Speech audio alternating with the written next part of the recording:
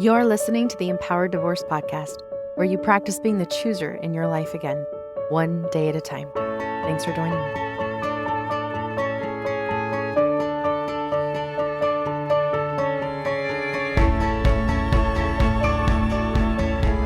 Hello, my amazing, beautiful listeners. How are you? I am so glad you are here. Thank you for being with me today. Before I jump into the episode, I wanted to remind those of you who've had a couple questions about my intimacy within course. One of the questions is it self-paced? Yes, it is, meaning it has videos with worksheets that you get to watch and take and do all at your own pace. I walk you through the entire workshop as we go through the 7 different levels of intimacy, which are verbal, cognitive, emotional, physical, psychological, spiritual, and sexual intimacy.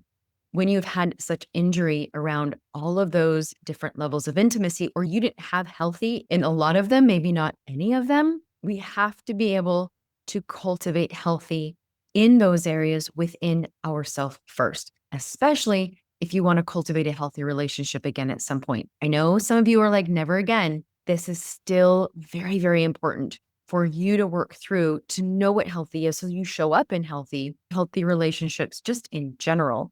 This doesn't necessarily mean you're preparing for a romantic relationship, but part of healing is unpacking a lot of the harm that was done and cultivating that healthy within.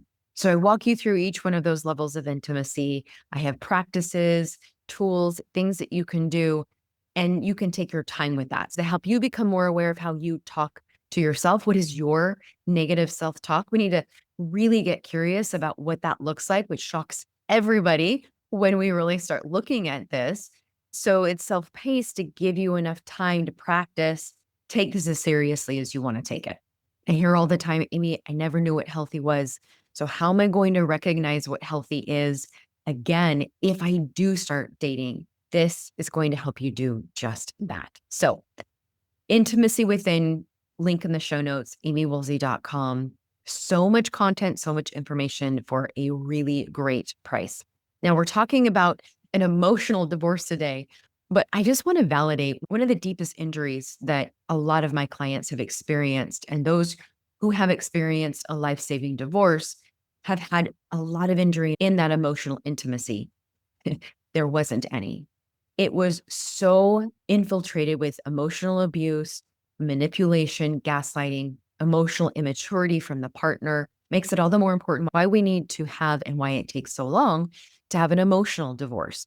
I've talked about this. I did a podcast a while ago, but honestly, it can't be talked about enough. The emotional divorce isn't a one and done. It really is very layered. It comes in phases. And for many of you listening, it's the hardest part of moving on after a life-saving divorce. So today I want to go a little bit deeper, talk about the parts that we don't often name out loud. And one of those is that false sense of freedom, the emotional games that continue to play, the parenting traps, and really a lot of those subtle ways that you might still be giving your power away without even realizing it. If you're feeling stuck, feeling like, why can't I move forward? I'll never really be free, and you're feeling like giving up, then this episode is for you. When I work with women going through divorce and betrayal, what I see again and again is really how charged this feels. The anger, the grief, the rage, the intrusive thoughts. It is not just because the marriage ended, it's because there's no real closure from this kind of trauma. And when you don't know the full truth or the full extent of their acting out behaviors, your brain does what every human brain is wired to do. It tries to complete the puzzle. It searches desperately for all of those missing pieces. And that's why you find yourself ruminating, obsessing, replaying, and staying in some of these unhealthy patterns with the ex. It's not because you're weak, not even because you're not doing healing work. It's because your nervous system and your attachment system are desperately trying to make sense of what feels very senseless. One of the quotes I mention all the time is, you are never going to understand behavior that you never behaved in. Yet the human brain is going to still try really, really, really hard to understand it. And we can get really stuck there too, emotionally. From a trauma lens, this is called incomplete processing. The story is unfinished in your body and brain. It's going to keep looping, hoping to resolve it. And from an attachment perspective, it also makes perfect sense as well.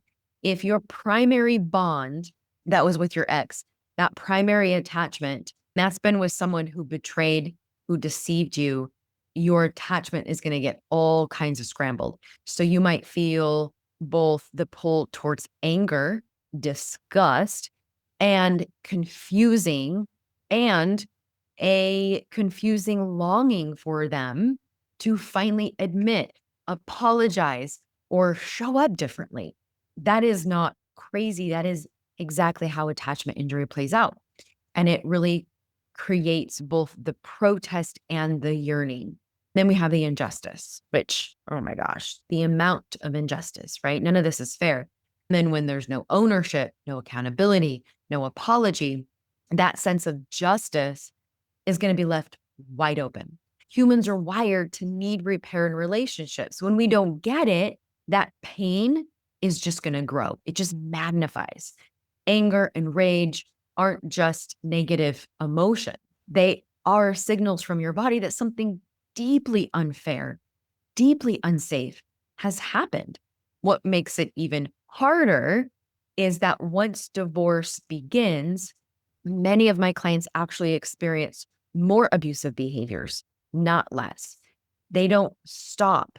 He doesn't need to keep up the Mr. Nice Guy act with you anymore. He's most likely going to save that for everybody else, the new partner, the friends, the family, the community, while you see the mask come off all the way. That contrast is maddening, to say the least, because your instincts always told you something was off, and now he's proving it in real time, but only you get that unfiltered version. Sometimes your kids do as well, but all of this is going to keep you in survival mode. So your nervous system doesn't get the message, hey, it's over, we're safe now. Instead, it will stay activated.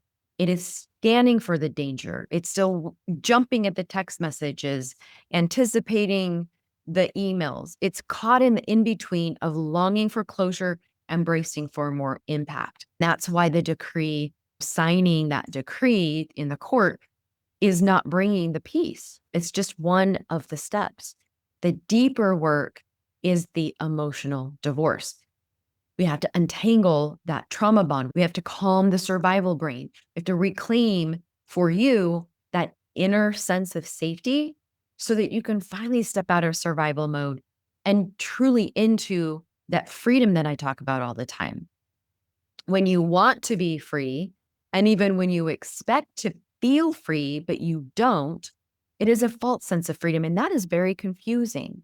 I know so many of you are living here right now. You can feel very hooked in that hypervigilance, always being braced for that next blow because your body has learned that danger comes without warning. And it hasn't got the signal yet from you that you're totally safe.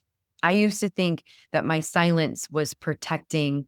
And oftentimes there's this pull of loyalty to someone who has been destructive. And it's a weird kind of loyalty. It's a loyalty that doesn't always look like love, but shows up in staying silent, minimizing, rationalizing their behavior. I used to think that my silence towards the behaviors that he was continuing after we divorced was protecting my kids, right? Keeping them from seeing their dad a certain way. The truth is, kids pick up on almost everything. When no one names gaslighting, manipulation, Darvo, when those aren't being named, they don't feel safer. They feel more confused and stuck and pulled in between mom and dad. They start to doubt their own instincts the same way that I doubted mine. And so real protection isn't silence. Real protection is calmly, neutrally naming what's not okay without putting kids in the middle. We don't have to throw the other person under the bus per se, but we absolutely get to name, show them what manipulation and abuse is, that it is not okay, it is not normal, and model that so that they can start trusting their own instincts. We also show up in an emotionally attached way because the brain hates missing pieces of the puzzle. When you don't have closure, because you don't have full disclosure, it's going to keep spinning, searching for those answers that you will likely never get. Because of the years of gaslighting conditioning, you second guess yourself. You doubt your own reality. So, of course, you don't feel free yet. Now, feel free to stomp your feet, punch the air, scream. I know this really, really sucks, but hang in there with me. We're going to get to the part where you can do something, I promise. First, we need to become more aware of what this might look like for you. So maybe this emotional divorce is showing up because of the money game, like when child support or those shared expenses get weaponized. Maybe they are withholding their half of the football registration or the dance registration. They're holding half of that unless you agree to meet them in person and talk face to face. But that's not safe for you. So you don't want to do that. Now you're not going to get half the payment. Manipulation. Or dangle the payment with strings attached. If you don't do XYZ, then I'm not going to pay. That's manipulation, plain and simple. Or maybe it shows up in other ways, like you keep checking their social media, hoping to get answers or reassurance, but you just get more emotionally hijacked, more upset, more jealous, more envy, or you get hijacked every time they show up late or don't follow through because it throws your whole day off and reminds you once again that you can't rely on this person. Maybe you still replay arguments over and over in your head, thinking of all the things that you should have said or could have said that were a lot better than what you did say. Or you imagine what you'd say to get them to just finally understand. Or you compare your life to their life, convincing yourself that they're winning, they got away with it, their life is better. Or you stay silent. Again, stay silent about the manipulation or the controlling behaviors because you're still scared to rock the boat or worried about if you do rock the boat, then how is that going to impact you or the kids? And maybe for you, it isn't about the child support, but it's the constant schedule changes or they're using kids as the messengers. So go tell your mom, or I'm not going to talk to your mom. You go tell your mom. Or the posting online about what a great dad they are or what a great parent they are. All the while, you're the one doing all of the heavy lifting and all of the repair work when they come back from the other parent. Maybe they withhold information that you need to co-parent, or they downplay your concerns when you do bring them up. And now you're questioning yourself. All of these are versions of the game that they keep playing, emotionally whiplashing you, emotionally keeping you attached, emotionally keeping you reacting, hooked, and leaving you feeling trapped. When you start to see these patterns for what they are, that is the first step of stepping out of it. And it is the first step towards freedom. If any of that I just rambled off resonates, I hear you, I feel you. I've experienced all of that, which is why it is so easy for me to ramble it all off. It is awful. And again, hit pause, stomp your feet, punch the air, scream. It sucks. Now, for me, the emotional divorce came in phases. Every time I expected him to do the responsible parent thing, to show up on time, to pay child support, and he didn't, I would go through that emotional roller coaster. I was shocked, I was appalled, I was sad, I was furious. I would spend hours trying to figure out how to make him see, make him responsible, make him understand, how to make him change, how to navigate what my kids need without telling my kids, well, I didn't get child support because I didn't want them to worry about money and feel unsafe and like all the other things. But the cycle just kept repeating. And he was still going to be him. That was the turning point for me. I realized that if anything was going to shift, it had to be me because he wasn't going to. With child support for me, I just stopped expecting it because even him going to jail multiple times over it wasn't going to change. It didn't change. So expecting payment was only setting myself up for another round of anger and disappointment. The emotional divorce for me was saying, I'm releasing this expectation. I'm not giving him any more power over my peace.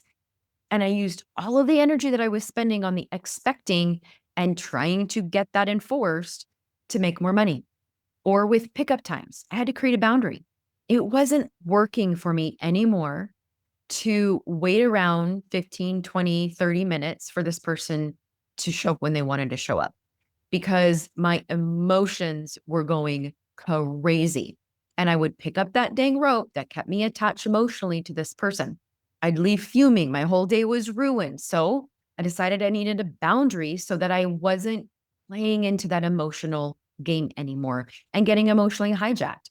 So for me, the boundary was if you're not there after 15 minutes, then I drove home and they had to drive all the way to my place to pick the kids up. That was my line. Wasn't going to cross it anymore. That was me stepping out of the game. Was it inconvenient? Sometimes, yes. Did the kids complain? Yes. But I needed to take my power back. So, what does it look like for you to move from this false sense of freedom into true freedom and take your power back? It's going to start very small, but very intentional ways. First, we have to see the game, step into that awareness. The moment that you can pause and say, wait, this is the emotional game. He's trying to pull me back in, or I'm getting sucked back in. You've already created space between you and the hook. That awareness alone is going to disrupt that old cycle. It's going to shift you out of reaction mode and start to make a little space for you to actually have some choice. So, for example, when he dangles the money with conditions, I'm only going to pay my half if you meet me in person. You can stop yourself from spiraling into rage or scrambling to convince them. Instead, you see it for what it is: manipulation. Naming it also helps take some of that power back. Then you set the boundaries. Boundaries are not about getting them to change because they likely won't. They're about protecting you and your peace, your time, your sanity. So maybe that is, this is the line that I hold for me, regardless of what he chooses. And this is where it gets tough, y'all. I know, I get it. This might look like you deciding to pay the entire registration fee or letting your child know, I need a little more time paying the registration fee. It might mean you borrow that half of the money for the registration fee. You might need to get creative to break out of this cycle of manipulation and abuse. Because I know you don't want to put your kids in the middle of it. And it is appropriate to say, here's my boundary. I am not willing to do the things that are being demanded of me in order to get payment for you. I no longer play into manipulation. So here we are. We're naming it.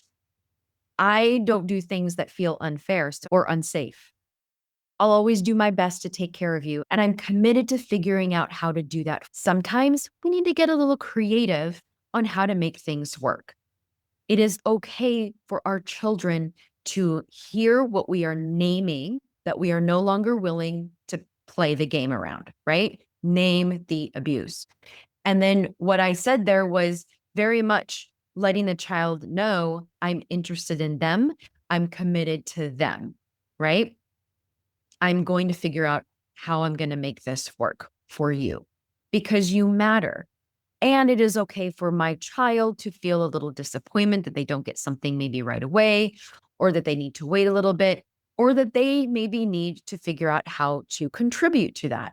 It's okay for all of us to feel negative emotion. What's not okay is to continue to play into the manipulation and the abuse cycle, to feel stuck, to feel trapped, because we don't want to piss the other person off. Boundaries for you are going to protect your peace.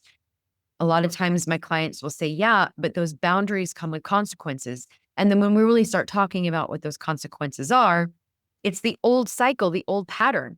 We're afraid that they're going to get mad. Yeah, but you don't live in the same house anymore, so they can get mad. Okay, but they're going to take it out on the kids. This is why we safety plan, why we parallel parent, and why we use legal tools or third-party support people to help mitigate some of this. You staying in an abusive, manipulative cycle doesn't ultimately protect your kids. It continues to teach them that the behavior is so bad, we need to stay silent about it, or we need to stay in the game around it. It leaves them confused. It leaves them doubting their instincts. I know you don't want to bash their dad, and you don't have to. Calmly naming the behavior, It's not okay to lie even when it's someone we love. I know it feels confusing when one person says one thing and another says something else. That's not your fault. When we name the behavior, you're modeling truth and giving them a language for what they already sense is happening. And for you, naming it helps you to stop minimizing or rationalizing. And it reminds you this is manipulation and this is not okay. And this is why I had a life saving divorce. Also, when we do this, you start to rebuild your own sense of self trust. Finding freedom from an emotional divorce will grow when you can look at yourself and believe that you can trust you to show up differently, despite how this person continues to show up in the same abusive patterns, the same emotionally immature patterns. When betrayal shakes your self trust to the core, it makes sense why you doubt your choices or your instincts or your ability to see things clearly. We have to rebuild that sense of self trust. It's not going to happen overnight. It really does happen through those small daily moments where you are choosing differently, which is why we have to get out of this cycle and this pattern emotionally. So when you have the urge to check their social media and you decide not to, you're creating something different. You're building a new neural pathway. Every time you choose to align with your peace, then you teach yourself that you can trust yourself again. This is where you stop handing him power over your emotions. This is where you step off the roller coaster and into your own steady, safe grounding. Doesn't mean that you'll never get triggered. It means that when you do, you know how to find your way back to yourself because we're not emotionally attached to them. And then we start redefining our freedom. You start shifting to what freedom actually means for you because freedom isn't about them paying child support or showing up on time or suddenly becoming a respectful co-parent. It's really about reframing your beliefs, focusing on what you can control and choosing what serves you. So that might mean letting go of his pushback when you enforce a boundary. I really, really want to validate how tricky this is. I know it's so easier said than done. I get that. Been there. I know. And it needs to be said. Even if we have to listen to this over and over and over, I get that too. This is really tricky. Sometimes when you hold a boundary or stop playing the game, they find other ways to get to you. And it can feel worse, especially when they take it out on the kids. And that fear is very real. I'm not going to sugarcoat that or minimize that at all. I know a lot of you are stuck in that cycle because you want to protect your kids in that way. I get that too. The hard truth is that if you always let fear of their reactions dictate your choices or stay trapped, then you will stay trapped. And this is why a lot of you aren't feeling freedom. We're managing the other person instead of managing ourselves. We're handing our power over to that very person who thrived and still thrives on control and manipulation. That is not freedom. That's captivity. Acknowledge the fear, honor it, and then ask yourself, what choice will align me with real peace, even if he chooses the chaos? We have to remember that their retaliation or manipulation is their choice. Your choice is whether or not you live your life constantly bracing for it or whether you start to reclaim your energy and focus on what serves you and the children. Abuse and coercive control remind us that the fear around holding that line is very real. If we continue to let fear and retaliation make every decision for us, then they still have control over our life. And that is not freedom. I also know that when you start modeling this kind of resilience for your children, there is a period of time that their nervous system needs to rewire as well. So it's going to feel like it's getting worse. It's going to feel like they're even pulling away from you. And someone has to break the cycle. It might as well be you. It might as well be you. So when you calmly hold the line and not collapse under the pushback, you're teaching them something very powerful. like I say, the consistency in that is what matters. I remember my therapist told me this the very beginning, and I hated him for it, but it proved to be true. As you stay consistent in these healthy ways, honoring boundaries, holding them and being consistent in them, stepping out of the old patterns and cycles, and truly gaining your freedom, it's harder, but it pays off in the end. We got to widen our scope, that lens, and look at the long-term picture here. I know everything that I've just shared can feel very, very heavy, and it is. An emotional divorce is not easy. It's not just flipping the switch. It's not one conversation. It's not just moving on. It is very deep. It is very layered, and it is an ongoing work. It asks you to break patterns that have been wired in your nervous system. It asks you to grieve dreams that you didn't want to lose. It's asking you to stand steady when fear is telling you to collapse. And that's why this is so very brave. Every small choice that you make to step out of the game is an act of courage. Healing is not going to come from waiting for them to change. It comes from you deciding that you're not going to hand over the power anymore. Freedom is not an absence of pain. It is the presence of peace, even in the middle of hard things. And so many of you are looking for freedom to equate zero negative emotions, zero pain, zero hard. It almost never works that way. So every time you choose you, you're teaching your children that they're allowed to choose themselves as well. So yes, an emotional divorce is hard. It's layered. It takes time, but it's also the doorway to becoming who you really are. It's where you stop being defined by betrayal, abuse, and someone else's choices, and you start to reclaim your own. And that's why this work matters so much. If you're feeling like the abuse and the control and these patterns are never going to end, I want you to know that there really is a way out.